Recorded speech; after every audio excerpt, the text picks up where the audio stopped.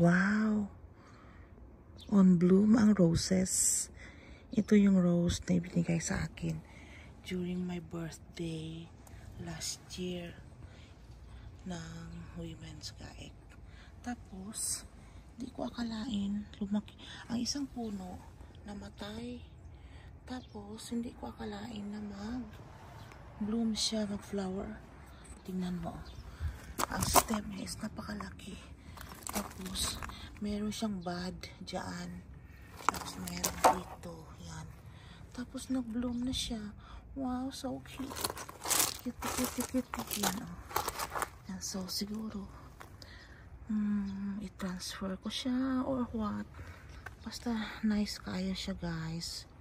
Thank you, Gaek Women, for this beautiful rose. This year, nag-bloom siya. Yan. Yay!